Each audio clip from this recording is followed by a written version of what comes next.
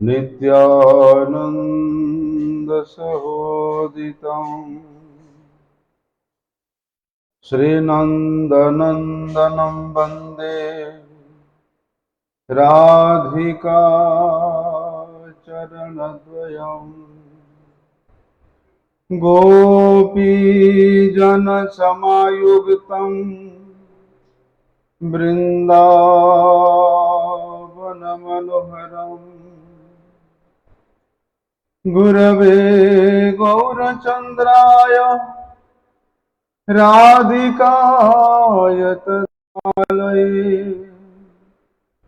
कृष्णाय कृष्णभक्ताय तद्भगताय नमो नमः। वंशाकल्पतरुर्भ्यश्च कृपा सिन्धुभ्यैव च पतितानं पावनेभ्यो वैष्णवेभ्यो नमो नमः। निन्दन्तं पुलकत्करेण विकसन्नीपप्रसून्नच्छवे प्रोद्वेकृत्य भुजद्वयं हरिहरितेरोच्चैर्वदन्तं मुहुः नृत्यन्तं धृतमश्रुनिर्झरचयैः सिञ्चन्तमुर्वीतलम् गायन्तं निजपार्षदै परिवृतं श्रीगौरचन्द्र नमः। बर्हापीडाभिरामं मृगमदतिलकं कुण्डलाक्रान्तगण्डं कञ्जाक्षं कम्बुकण्ठं स्मितसुभगमुखं स्वाधरे न्यस्तवेणुम् श्यामं शान्तं त्रिभंगं रविकरवसनं भूषितं वैजयन्त्या वन्दे वृन्दावनस्थं युवतिशतवृतं ब्रह्मगोपालवेशम्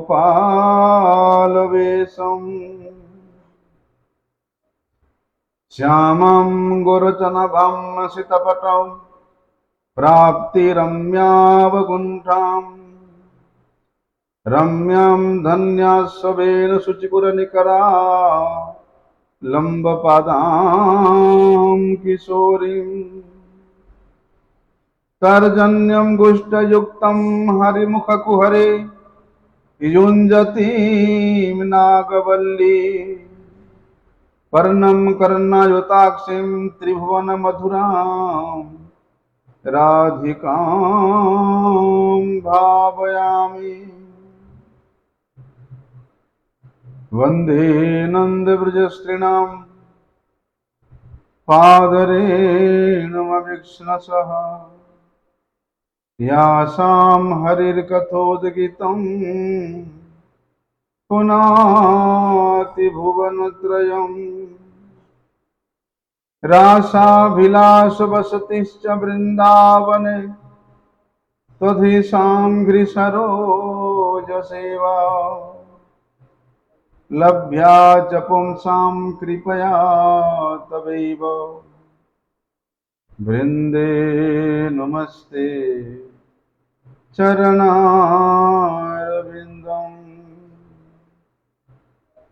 पतितपावन परम करुणामय परम आराध्यतम गुरुपाद पद्म नित्यलीला प्रविष्टम विष्णुपाद परमहंस परिव्राजकाचार्य अष्टोत्तर शत श्री श्रीमत शिल भक्ति वल्लभ तीर्थ गोस्वामी गुरु महाराज जी के श्री अभय चरण कमल में अनंत कोटि साष्टांग दंडवत प्रणाम करते हुए उनकी अहेतु की कृपा प्रार्थना करता हूँ। परमाराध्यतम शिक्षा गुरुपाद पद्म नित्य लीला प्रविष्टम विष्णुपाद परमहंस शिला भक्ति विज्ञान भारती गोस्वामी महाराज के चरण कमल में अनंत कोटि साष्टांग दंडवत प्रणाम करते हुए उनकी अहेतु की कृपा प्रार्थना। आनंद कंद भगवान श्री गौर श्याम जुगल सरकार के स्वरूपभूत मधुर लीलास्थली चिन्मय धाम श्री वृंदावन के असीम अनुकंपा से कलिजुग पावन अवतार भगवान श्री गौरांग महाप्रभु के प्रिय पार्षद श्री प्रबोधानंद सरस्वती पाद जी के विरचित श्री वृंदावन महिमामृत के माध्यम से श्रीधाम वृंदावन के मधुराति मधुर लीला समन्वित स्वरूप का मधुरता का श्रवण करने का परम सौभाग्य प्राप्त हो रहा है। श्री प्रबोधानंद सरस्वती पाद जी कहते हैं ये वृंदावन का प्रत्येक वस्तु नित्य है। प्रत्येक वस्तु नित्य है। कैसा नित्य कि इस नित्यता में स्थित रहने के कारण ये कहाँ बज रहा है? कौन बजा रहा है? कथा में नहीं आएंगे और वहां बजा बजे।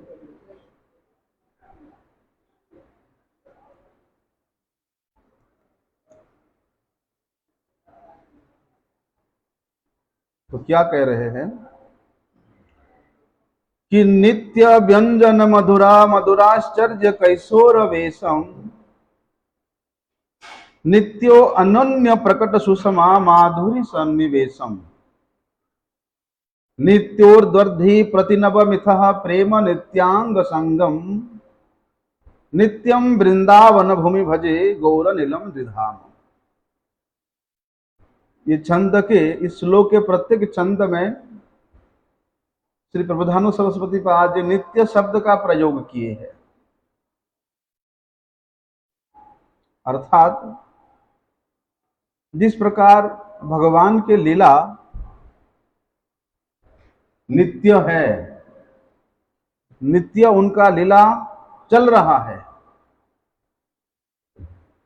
कैसे चल रहा है बोलते प्रत्येक क्षण प्रत्येक मुहूर्त ये नवनवायमान स्वरूप को प्रकट कराता हुआ, नवनवायमान रस को प्रकट कराता हुआ, नवनवायमान आनंद को प्रकट कराता हुआ ये नित्य चल रहा है।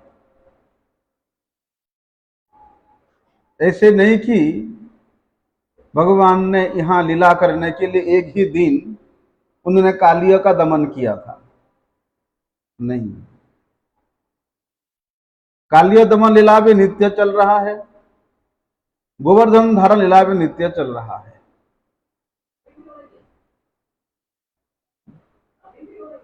हाँ, अभी भी अद्यापि सही लीला करे गौर राय केहो भाग्यवान दखिवारे पायो। श्री कविराज गोस्वामी जी इस बात को ऐसे ही नहीं लिखा, बोलते भगवान श्री चैतन्य महाप्रभु श्री गौर राय अभी भी वही समस्त लीला कर रहे हैं, अद्यापि हो। लेकिन कोई कोई भाग्यवान है उस लीला को देख पा रहा है। इसलिए श्री प्रबोधानंद सरस्वती पाद जी वे तो झूठ नहीं बोलेंगे।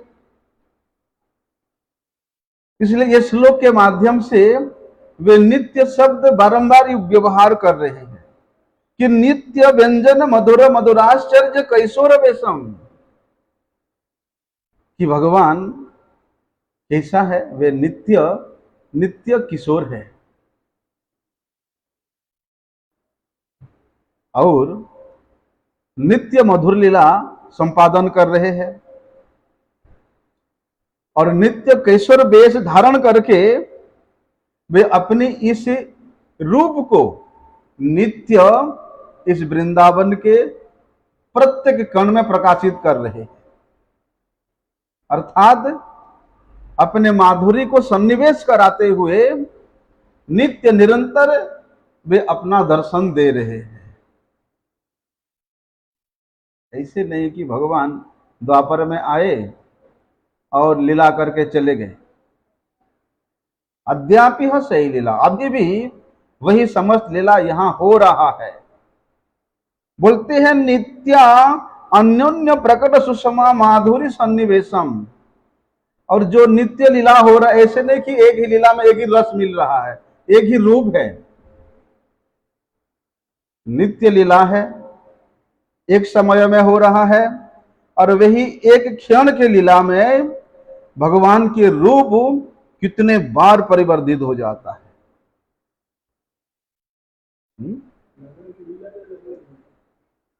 भगवान के माधुर्य कितने प्रकार से परिवर्तित हो जाता है एक क्षण के लीला में।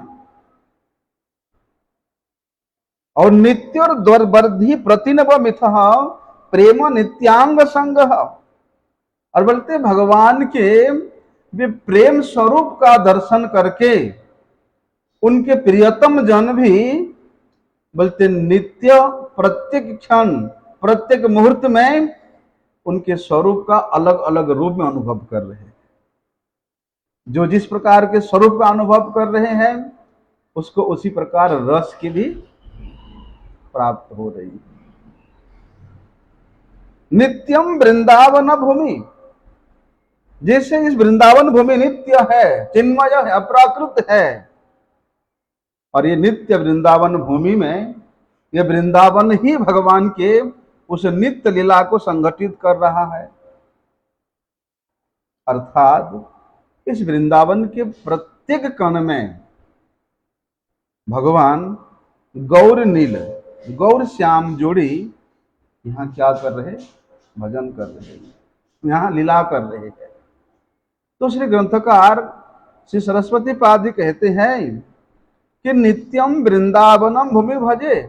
क्या उस नित्य वृंदावन भूमि में निवास करके ऐसे नित्य लीला संपन्न नित्य आनंद संपन्न उस राधा कृष्ण जुगल जोड़ी सरकार का मैं भजन कर सकूंगा? क्या ऐसा कभी सौभाग्य मेरा होगा? तो कहते हैं क्यों नहीं। बोलते हैं यदि तुम स्वसुख कामना को छोड़ करके अपने स्वार्थ के लिए चेष्टा को छोड़ करके अपने शरीर के सुख के इच्छा को तिलांजलि दे करके केवल श्री कृष्ण सुखार्थ श्री कृष्ण सेवार्थ इस वृंदावन भूमि का आश्रय लोगे तो वास्तव में तुमको वो वस्तु की प्राप्ति होगा, वे आनंद की प्राप्ति होगा। और आनंद का तो क्या बताएं,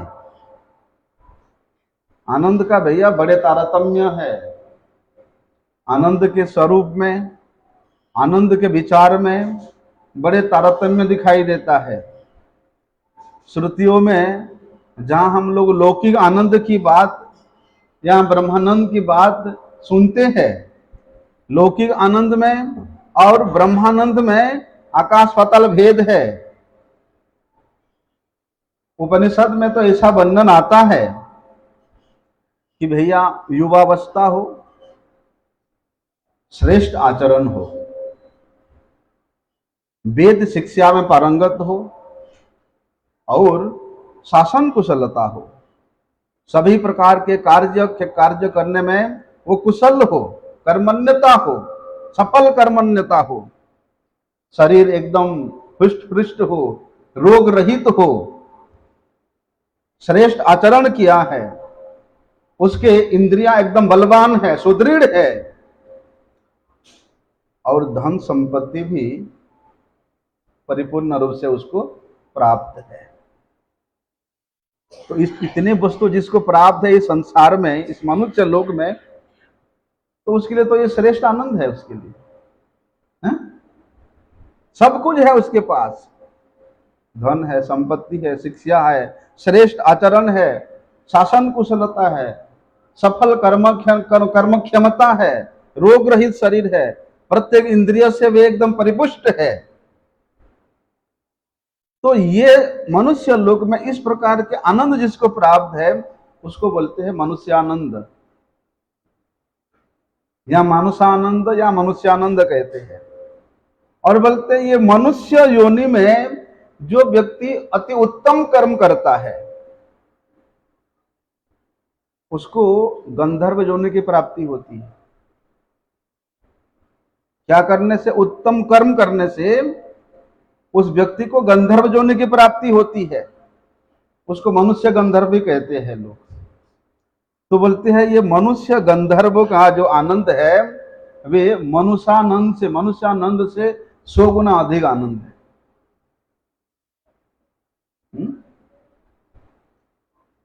अर्थात मनुष्यानंद जैसे 100 आनंद को एकत्रित करने पर जो आनंद की प्रीति, जो आनंद की प्राप्ति होती है या जो आनंद की राशि एकत्रित होती है उसको क्या बोलते हैं?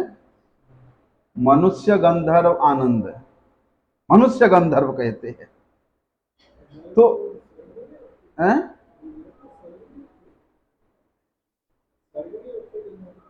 हाँ, उनका भी स्वर्ग में ही है,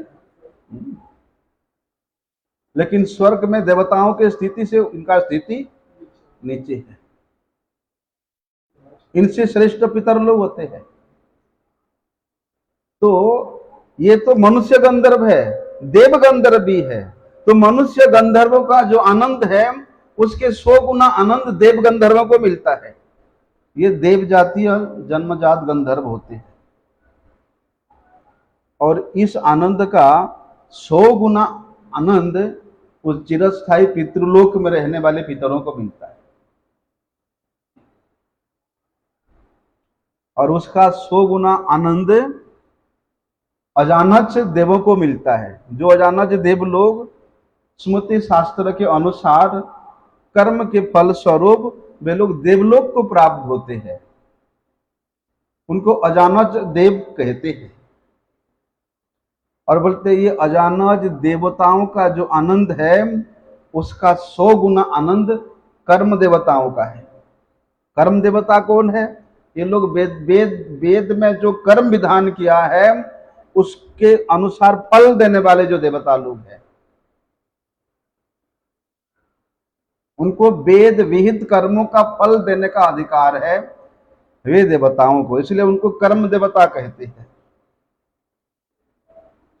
बोलते इन कर्म देवताओं का 100 गुना आनंद वसुओं को मिलता है। जैसे आदित्य इत्यादि जितना भी वसु है इनको नित्य देवता भी कहते हैं। वसुओं को आदित्यानामहं शशि, इनको नित्य देवता के रूप में भी भगवत गीता में वर्णन है। तो इन देवताओं का 100 गुना अधिक आनंद इंद्र को मिलता है। नित्य देवताओं से भी 100 गुना अधिक आनंद किसका है? इंद्र का। लेकिन बोलते हैं अकामतः ये जितने भी आनंद के बारे में हम लोगों ने सुना ये समस्त लोगों की भोग की कामना से रहित जो श्रोत्रिय गण है उनके मन में किसी प्रकार के भोग या विलास की कामना नहीं है। अर्थात श्रुति और शास्त्र को श्रवण करके जो लोग आनंद प्राप्त करते हैं उनको श्रोत्रिय कहा जाता है। तो इन सारे देवताओं के आनंद से 100 गुना अधिक आनंद उन श्रोत्रियों को मिलता है। इंद्र के आनंद का 100 गुना आनंद बृहस्पति को मिलता है और बृहस्पति से भी 100 गुना आनंद प्रजापति को मिलता है, जैसे दक्ष प्रजापति हो।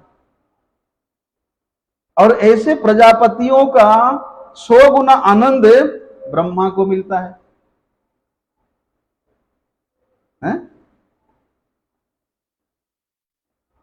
लेकिन कहते हैं उस ब्रह्मलोक में भी रहते हुए जो लोग भोगों की कामना से रहित है ऐसे श्रोत्रियों को ये ब्रह्म सुख, ब्रह्मानंद बड़े सहज ही प्राप्त हो जाता है। लेकिन देखो, आनंद की ये जो उत्तरोत्तर तारतम्यता है, इसका अगर हम विचार करें तो जितने भी आनंद है वे सभी आनंद ब्रह्मानंद से तुच्छ है।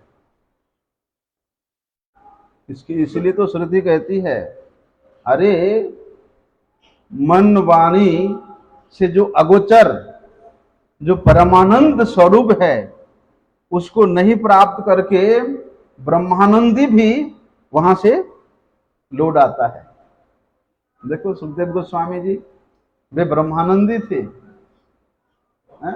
सुखदेव गोस्वामी जी ब्रह्मानंद में रमण करने वाले थे। क्यों वापिस आए? क्योंकि उस ब्रह्मानंद में भी बोलते परमानंद स्वरूप को प्राप्ति नहीं हो पाता है। इसीलिए कहते हैं भैया, ब्रह्मानंद कोई साधारण आनंद नहीं है। श्रुति शास्त्र भी उस ब्रह्मानंद के आनंद के परिमाण को निर्धारण करने में असमर्थ है। इसलिए वांग मनोज मन से भी अगोचर जो आनंद है वो ब्रह्मानंद है, ऐसे साधारण वस्तु नहीं है। लेकिन इस ब्रह्मानंद से भी अत्यंत श्रेष्ठ, अत्यंत उत्कर्ष क्या है? सेवानंद। और वो भी इस वृंदावन के भूमि में रह करके, वृंदावन का आश्रय करके जो सेवानंद की प्राप्ति है, जो भक्त्यानंद की प्राप्ति है, जो रसानंद की प्राप्ति है, वो इस अनंत विश्व ब्रह्मांड में कहीं भी नहीं है।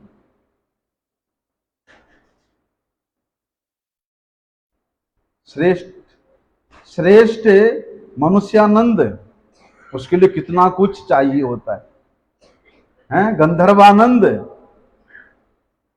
उसके लिए भी श्रेष्ठ आचरण चाहिए होता है, श्रेष्ठ गंधर्व होना पड़ेगा। देव गंधर्वों का आनंद, देवताओं का आनंद, वो भी नित्य देवानंद। फिर वसुओं का आनंद, फिर बृहस्पति का आनंद, फिर प्रजापति का आनंद, उसके बाद फिर 100 गुना अधिक ब्रह्मानंद। बोलते ये सब आनंद को गुणा करो तो बोलते हैं इस वृंदावन की भूमि में जो सेवा प्राप्त होता है वो आनंद के तुलना में नहीं कर सकते हैं। रूप गोस्वामी जी ने बताया है कि ब्रह्मानंदो भवेद एष चेत परार्थ गुणीकृत नैति भक्ति सुखाम्बोधे है परमाणु तुलामपि। एक के आगे में यदि हम लोग 17 शून्य लगाते हैं, गिन सकते हैं कितना होगा? एक के आगे 17 जीरो लगाने से कितना होगा? उसका नाम है परार्ध। वो है एक परार्ध बोलते हैं, परार्ध। एक के आगे 17 शून्य लगाने से जो संख्या बनता है वो है परार्ध। तो बोलते हैं कि ब्रह्मानंद को यदि परार्ध संख्या से गुणा करे तो जिस आनंद की उपलब्धि होती है, जिस आनंद की प्राप्ति होती है, वो आनंद भी भक्ति सुख सागर की तुलना में एक परमाणु के बराबर भी नहीं है। वे आनंद भी इस वृंदावन में रह करके ठाकुर जी की सेवा करने में जो आनंद मिलता है उसके एक परमाणु के बराबर भी नहीं है। अर्थात उस आनंद से ये जो सेवा का आनंद है, ब्रजवास का आनंद है, ये भक्ति सुख का जो आनंद है, ये अनंत गुना अधिक है। तभी तो भगवान भगवत गीता में भी इस बात को कहते हैं कि तुले नापि, क्या है? तुलयामि तुले नापि न सर्गम न पुनर्भवम भगवत संग संगस्य मर्त्यानाम के मुताशिष।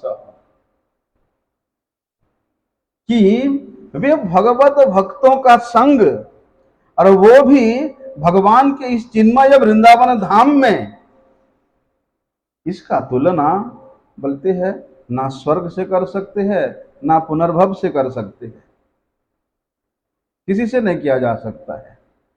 इसलिए इस वृंदावन धाम की जो लीला है, भगवान का जो रूप है, भगवान का जो मधुरिमा है, ये नित्य निरंतर नवनवायमान रूप से ये प्राप्त होता है, परिवर्धित होता रहता है।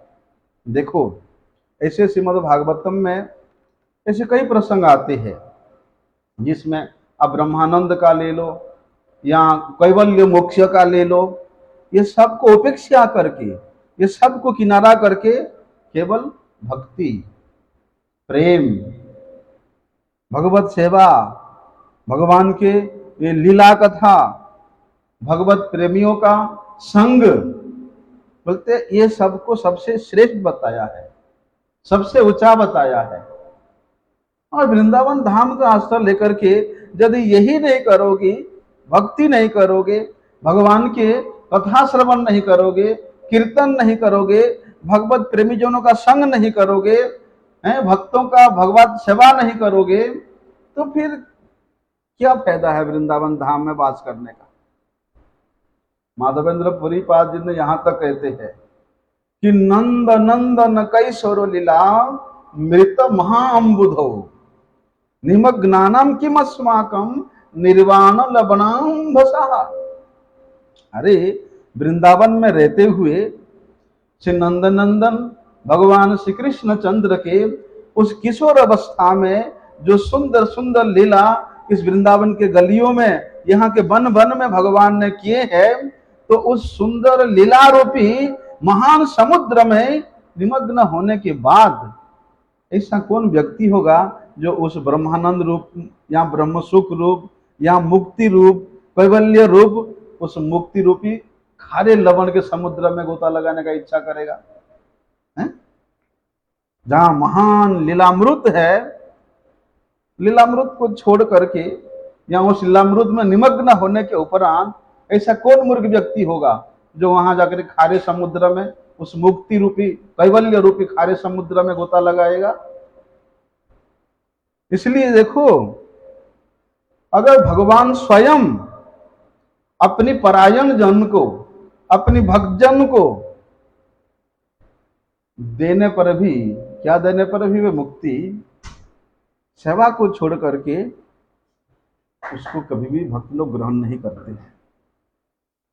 सालोक्य साष्ट सामीप्य सारूपेकत्वम अप्युत दीयमानम न गृह्णन्ति बिना मत सेवनम जना। क्या कहते भगवान, देखो कि मेरे सेवा परायण जो भक्त जन है, मेरे सेवा के व्रती जो मेरे प्रिय जन है, वे लोग मेरी सेवा को छोड़कर यदि मैं उनको क्या दूं, मेरे धाम में नित्य वास करने का, मेरे समान ऐश्वर्य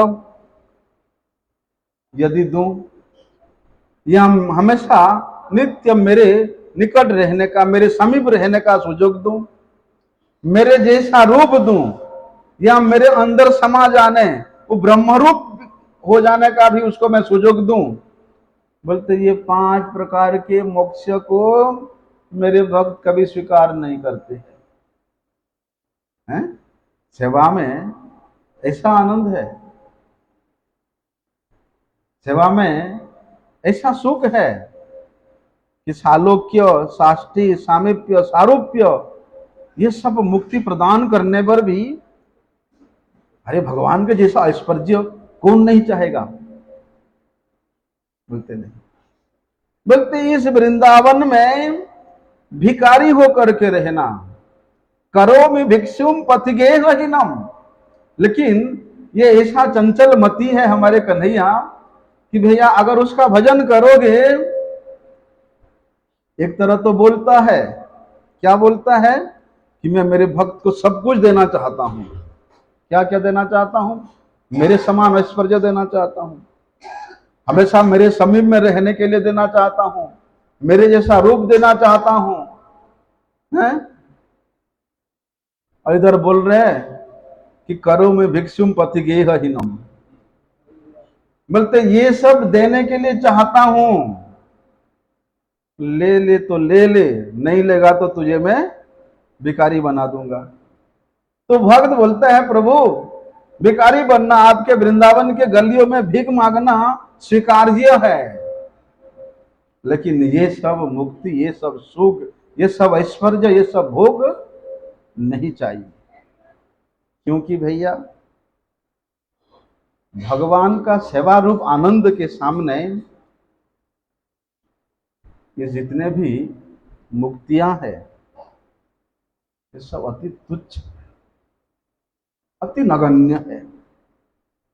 देखो जहां तक हम लोग ब्रह्मानंद की बात कहते हैं, वे ब्रह्मानंद क्या है? हमेशा एक रस रहता है, ना उसमें विलास होता है, ना उसमें कोई नया नया नित्य नूतनता कोई भाव आता है, ना अनुभव में आता है, लेकिन ना ही उस ब्रह्मानंद को अनुभव करने वाला कोई रहता है। पर भगवान की सेवा के स्वरूप, सेवा रूप समुद्र में जो नित्य निरंतर गोता लगाता है, उसको अनेक वैचित्र्यमयी तरंगे कभी उठाता है, कभी नीचे करता है, कभी उठाता है, उन तरंगों में भी प्रवाहित रहती रहती है। और ये तरंग इतना आनंदप्रद होता है, तो कहते हैं देखो इतना कुछ देने पर भी जो वास्तविक रूप से भगवान को चाहने वाला व्यक्ति है कि मुझे कुछ नहीं चाहिए, मुझे इस वृंदावन में कैसे भी वृंदावन का आश्रय लेकर के यहां रह करके ठाकुर जी का सेवा करना है, तो ऐसे जो प्रेम महानुभाव है वे सेवानंद की भी आशा नहीं करते महाराज। अरे मैं अपने आनंद के लिए, मैं अपने सुख के लिए सेवा करूंगा। सेवानंद सबसे श्रेष्ठ है, लेकिन भगवत प्रेमी जन वे सेवानंद की भी आशा नहीं करते, मुझे सेवानंद नहीं चाहिए। क्या चाहिए हमको? तो भैया विशुद्ध अहेतु की सेवा चाहिए। सेवा करते हैं किसके लिए? सेवा के लिए ही सेवा करते हैं। सेवा करते आनंद प्राप्ति करने के लिए नहीं है, सेवा के लिए ही सेवा करते हैं। और सेवा में यदि कहीं उसके स्वसुख कामना का या स्वयं के आनंद का अनुसंधान रहता है, आनंद प्राप्ति का वासना रहती है, किंचित मात्र आशा भी रहता है, तो वे तो भैया ये भक्ति राज्य का, प्रेम राज्य का कलंक है। प्रेम सेवा में, भगवत सेवा में ये विघ्न माना जाता है। इसलिए इस प्रकार आनंद को, अर्थात अपने स्वयं पर आनंद प्राप्ति करने का चेष्टा को सेवा करके, उसको तो भक्ति का घोर विरोधी माना गया है महाराज। भक्तजन उसको तिरस्कार करते रहते हैं। एक बार क्या हुआ, भगवान श्री कृष्ण सखाओं के साथ खेलते खेलते बहुत थक गए थे, क्योंकि यहाँ गोवर्धन में, यहाँ के गिरिकंदराओं में, गिरिराज के तलहटी में ये गौओं को छोड़ करके सखाओं के साथ क्या करते हैं? खेलते हैं। लेकिन उस दिन क्या हुआ, ठाकुर जी खेलते खेलते थक गए थे। यहाँ खेलते खेलते वो कहाँ चले जाते हैं? दोपहर में राधा कुंड के कुंज में चले जाते हैं, और वहां सभी सखियां और विशेष रूप से श्रीमती राधा रानी वे अपनी अपनी कुंजों को सजा करके अपेक्षा करती रहती है कि श्याम सुंदर अब आ रहे होंगे, अब आ रहे होंगे। लेकिन उस दिन क्या हुआ कि श्याम सुंदर खेलते खेलते थक गए थे, तो वहां निकुंज में पहुंचने में इनको थोड़ा देर हो गई। श्रीमती राधा रानी वहां प्रतीक्षा कर रही थी। जब श्री कृष्ण वहां निकुंज में पधारते हैं, वे अत्यंत श्रांत हो गए थे, क्लांत हो गए थे, और उनके माथे से बल्कि श्रम के बिंदु कण दिखाई दे रहा था। तो ऐसे श्रांत, क्लांत और उनके भाल पर श्रम बिंदु कण को देख करके श्रीमती राधा रानी उनके मन में बड़े व्यथा हुई, बड़े कष्ट हुआ। जो भी है वे बड़े आदरपूर्वक सुकोमल सुमन सैया पर श्री कृष्ण को सजन कराते हैं। फिर उनको पंखा झलने लगती है। पंखा झेलते झेलते जब उनके माथे से स्वेद बिंदु समाप्त हो जाता है, तब श्रीमती राधा रानी को बड़े आनंद मिलता है कि हाँ, अब मेरे प्राणनाथ का जो श्रम है, जो क्लांति है, वो दूरीभूत हुआ है। उसके बाद श्रीमती राधा रानी धीरे धीरे श्याम सुंदर के चरणों को दबाने लगती। अब चरण दबा रही है, उनके जो श्रांति है वो दूर हो गया। धीरे धीरे भगवान को नींद आ गया। बोलते हैं इस प्रकार अनंत में जब श्याम सुंदर सो रहे हैं और श्रीमती राधा रानी ठाकुर जी के चरणों को दबा रही है, और राधा रानी देखती है कि चरण दबाने से ठाकुर जी को बहुत आनंद हुआ, उनके सभी श्रांत दूरीभूत हो गया और वे आराम से सो गए। तो सेवा करने से, ठाकुर जी के चरणों को दबाने से ठाकुर जी आनंद प्राप्त करके सो गए। बोलते उनको आनंद मिला, वे आनंद का अनुभव करके, वे सुख का कल्पना करके श्रीमती राधा रानी स्तंभ दशा को प्राप्त हो जाती है। उनके चरणों दबाने का स्तंभ दशा मतलब स्तंभ हो जाती है सेवा के आनंद में। अब स्तंभ दशा में तो भैया फिर चरण दबाना रुक गया, उनके सेवानंद में सेवा करने में विघ्न आ गया। उनका जो सेवा व्रत था उसमें विघ्न आ गया। सेवा को परित्याग करके वे स्तंभ भाव को प्राप्त करते हुए श्री कृष्ण के सुख का आनंद का अनुभव करते करते वे भी परमानंद में मूर्छित है। लेकिन देखो श्रीमती राधा रानी जब उनका विस्तम भाव परिसीमन होता है, वे बड़े पश्चाताप करती हैं कि हाय हाय, ठाकुर जी के चरणों को दबाते दबाते मुझे बड़े सुख की प्राप्ति इसलिए हुआ कि वे आराम से सो गए थे। उनके सुख को देख करके, उनके आनंद को देख करके मैं भी सुखी हो गया था, और वे सुख के समुद्र में प्रवाहित होते हुए वे भी मूर्छा को प्राप्त हो गए, स्तंभ भाव को प्राप्त हो गए थे। तो वे पश्चाताप करती, हाय हाय, कि सेवा के सुख प्राप्त करने के कारण, सेवा के आनंद प्राप्त करने के कारण मेरे हाथ से ठाकुर जी का सेवा छूट गया। ऐसे ही द्वारिका में राज्यसभा में भगवान श्री कृष्ण विराजमान है, संपूर्ण सभासद विराजमान है, और दारुक भगवान का चामर डुला रही है। सभा चल रहा है और चामर डुलाते डुलाते दारुक को भाव आ गया। वे सेवा कर रहे ठाकुर जी का, उस सेवा में उनको इतना आनंद मिला, इतना सुख की प्राप्ति हुआ कि हाय हाय, मैं कितना कोमल कोमल व्यंजन कर रहा हूं ठाकुर जी को, और ठाकुर जी को इतना सुख मिल रहा है। तो ठाकुर जी को वो सेवा के सुख को अनुभव करके दारुक का भी बड़ा आनंद हुआ, और वे आनंद इतना इतना परिवर्धित हो गया कि मूर्छित होकर गिर पड़े। आनंद की सीमा इतना अधिक बढ़ गया कि उनका हाथ और नहीं चला, उनका संपूर्ण इंद्रिय शिथिल हो गया।